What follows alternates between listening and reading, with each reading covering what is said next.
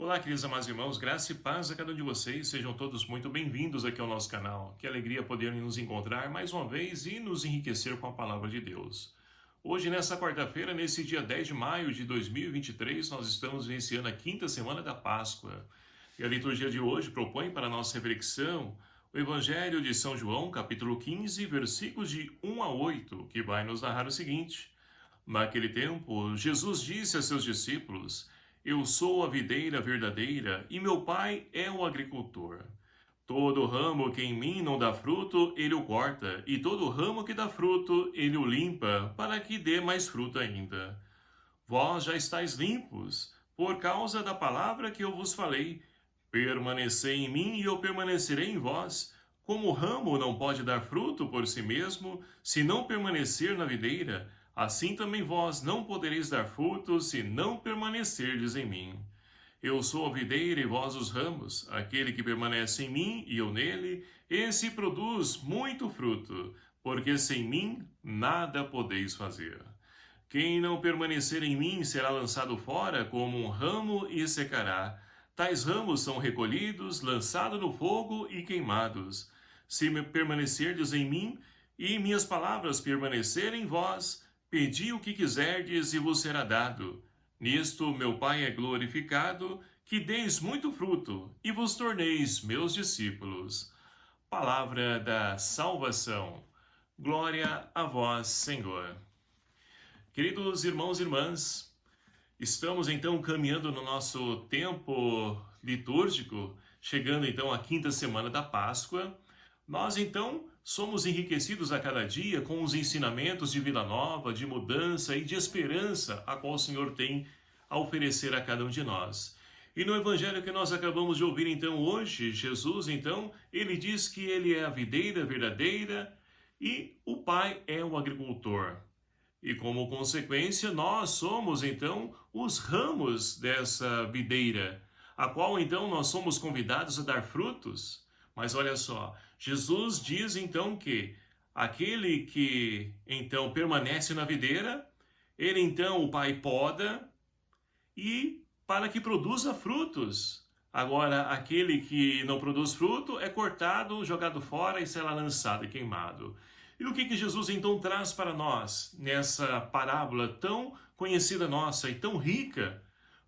Nós temos então, muitas vezes nós não entendemos, porque nós nos colocamos à disposição para poder seguir, trilhar os caminhos de Jesus.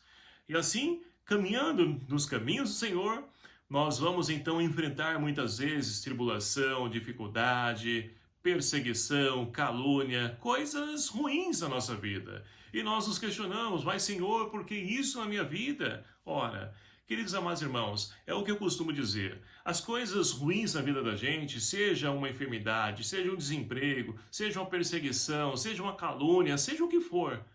Tudo isso nós, enquanto cristãos, somos convidados então a deixar que Deus então haja em nós e permita que nós possamos compreender o paraquê de cada uma dessa situação. E eu entendo que essas situações servem como podas para nós. E é muito bonito porque quando a gente poda, eu não sou agricultor, né?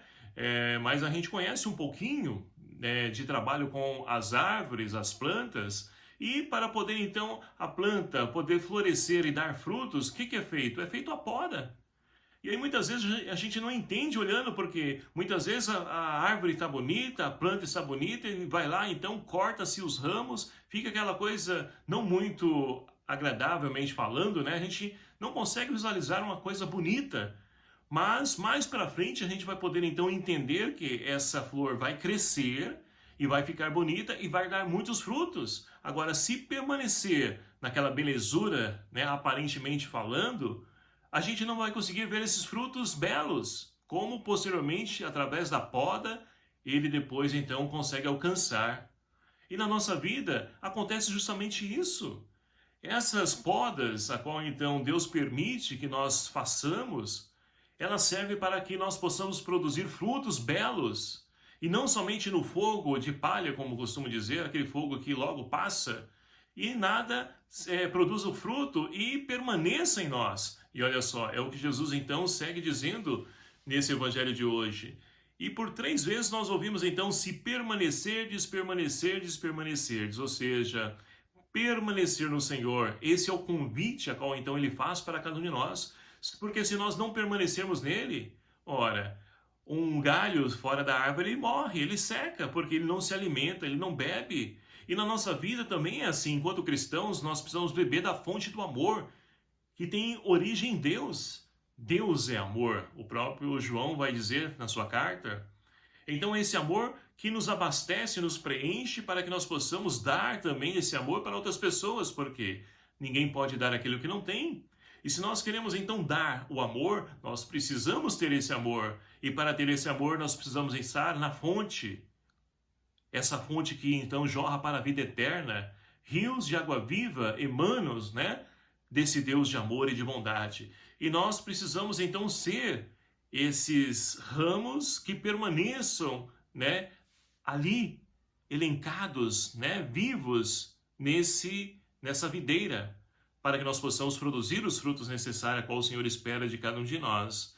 E assim então, meus queridos amados irmãos, aqueles que não permanecem, que então querem trilhar os seus próprios caminhos, falam até mesmo de Deus, mas não têm vínculo e logo secam, passam. Agora aquilo que é de Deus permanece. Está o grande segredo para nós. E assim então, essa é a vontade de Deus, para que nós, permanecendo então em Jesus, a videira verdadeira, nós possamos então seguir, ser discípulos do Senhor. Essa é a vontade do Pai. E assim nós estaremos glorificando a Deus. A primeira leitura de hoje, extraída então do livro dos Atos Apóstolos, nós temos então, começa mais uma vez um conflito, uma confusão na comunidade. Por quê? Ora, lá da Judéia, né, vieram então alguns de Antioquia, pessoas pagãs, que se converteram ao cristianismo. E aí, então, uns irmãos de Antioquia diziam o seguinte, olha, se vocês não forem circuncidados, vocês não serão salvos. Olha só, porque estavam presos à lei de Moisés, ou seja, estavam fora do ramo que é Jesus. Então, não conseguiram apresentar o fruto, não conseguiram entender como seria esse fruto.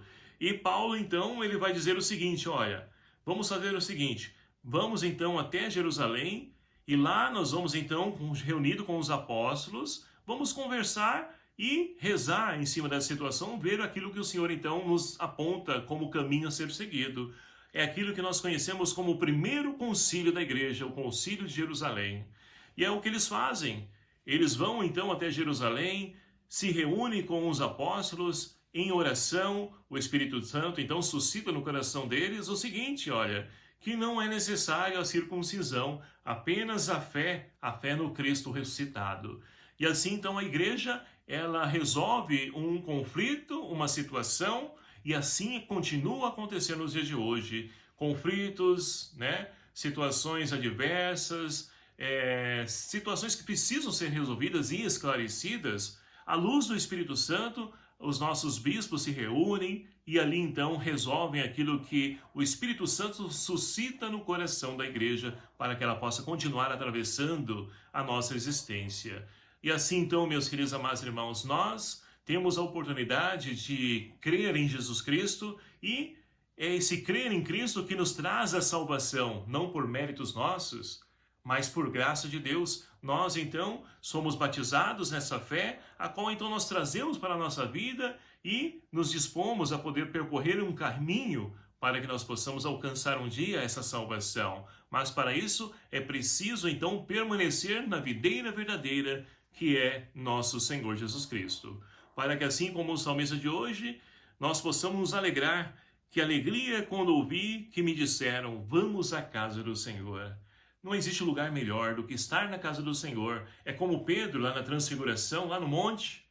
Ele então diz, Senhor, vou aqui, né, construir 3 tendas, um para ti, para Moisés, para Elias. E vamos ficar aqui, é tão bom. É claro que é bom, mas nós precisamos descer o morro, a montanha, precisamos sair em missão, porque existem muitas pessoas que precisam também se encontrar com esse Cristo. E eu não posso reter esse Cristo em mim somente. Preciso levar e anunciar esse Cristo para tantos corações necessitados e sedentos do amor, da misericórdia de Deus.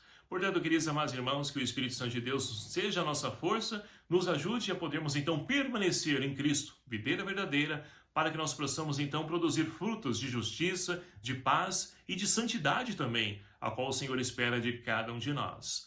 Louvado seja o nome do nosso Senhor Jesus Cristo, para sempre seja louvado. Obrigado a você, meu querido amado irmão, que nos acompanha aqui em nosso canal. Peço a ajuda de vocês para que me ajude a evangelizar, compartilhando, divulgando esse canal e esse vídeo a tantos irmãos nos seus grupos aí de WhatsApp. Vamos fazer com que o evangelho chegue a tantos corações. E vamos pedir a bênção de Deus para que venha sobre cada um de nós. O Senhor esteja convosco, e Ele está no meio de nós. Por intercessão de Nossa Senhora do Perpétuo Socorro, abençoe-vos o Deus Todo-Poderoso, Pai, Filho e o Espírito Santo. Amém.